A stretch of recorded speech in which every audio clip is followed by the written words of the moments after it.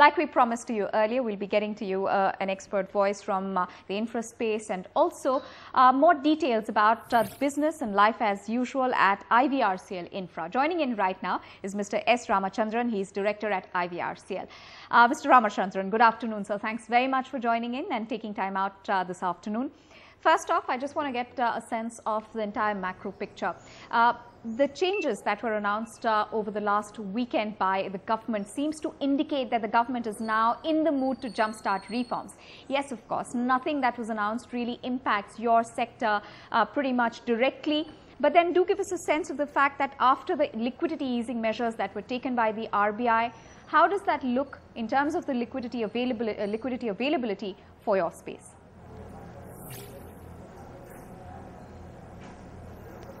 It's definitely on the positive note, and we feel that the amount that gets released by the banks should allow them to loosen their fist, because currently there is a tremendous pressure and the banks are extremely tight, liquidity being tight. They question every requirement of funds.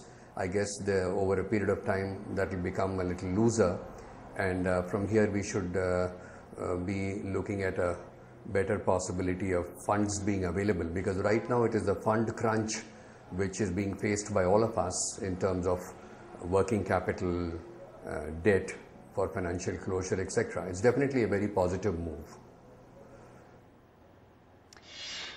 Coming to coming to IVRCL specifically, so you've guided a little earlier that you're not going to take in any new projects and you're only going to focus on execution. Given the environment that we're all operating in, do you think that it's it's going to be further more tough for you to go ahead and just focus on execution and not take up the orders that are coming your way, sir?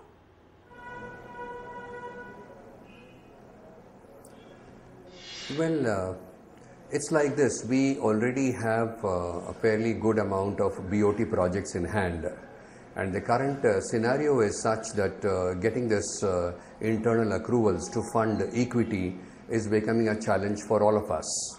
And if I were to talk about IVRCL, we have almost 4 new roads that we need to tackle, and also complete the existing highways which are now on hand.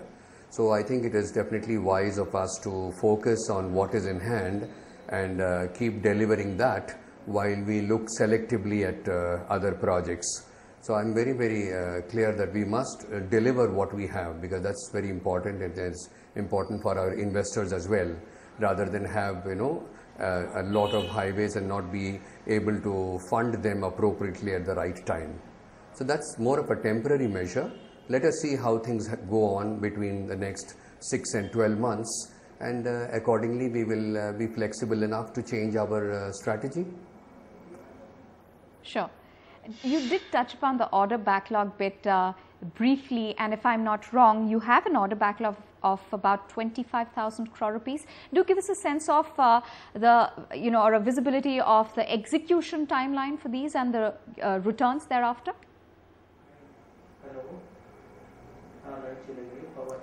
The orders are spread over the 4 verticals, that is water, highways, buildings, and in power transmission. So right now the larger part of our order backlog is both in terms of transportation and water, whereas it is followed by buildings, and I think power transmission is the least of them all. When it comes to the transportation projects, the average time for execution ranges anywhere between 30 months to 42 months, because it also has a financial closure period. Similarly, the large irrigation projects that we are currently executing, they also have a sort of a total lead time of execution of around 36 months. So from that standpoint of view, I think we are looking at anything over 6,000 crores as our execution target. While on one side, I think we are fairly capable of implementing the same, but at the same time there is going to be a fairly good amount of cash crunch. It could be in the form of working capital, or it could be in the form of cash that is currently we are still trying to recover, because a number of our projects, not only us, everybody, we face this problem of, getting the money on time. Either the final bill is not certified, or time extension is not given in time, and therefore escalations get held up. So right now we are only focusing on getting the money which is outstanding with our clients, so that is essentially the raw material that we require. If that improves, I think our ability to perform will also be improving in the same manner. So I think 6,000 is something we are looking at. Sure. Mr. Ramachandran, you spoke about the cash crunch, and what I'm going to ask you next, I guess, sort of flows in and answers that in a little bit as well. We know that you've already put some of your BOT projects on the block for sale, and I guess the Sion Panvel project has already been divested. So I'm going to break this into two parts. One, give us a sense of how many projects exactly are up for divestment and what stage they are in, and B, by how much does all of that ease the liquidity situation for you? Well, we are now currently in a fairly advanced stage in terms of selling 3 of our BOT projects. I will not be able to mention either the name or the amount, which is fairly significant.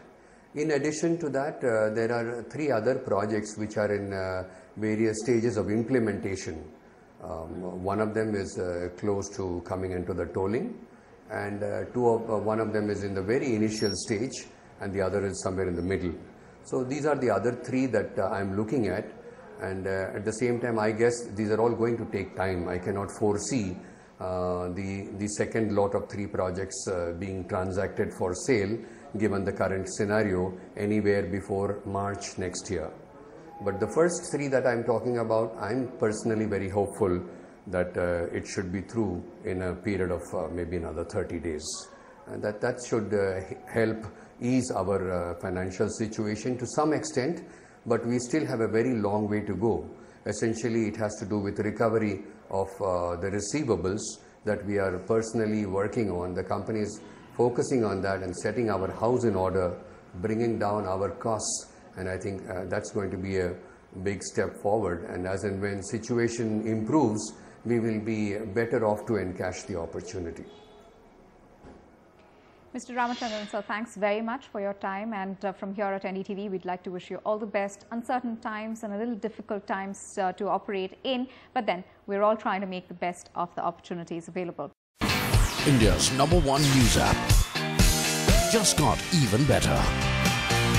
Download NDTV's new app, fully optimized for retina display, full screen view, faster response time, and Sudoku. NDTV's new iPad app. Download now.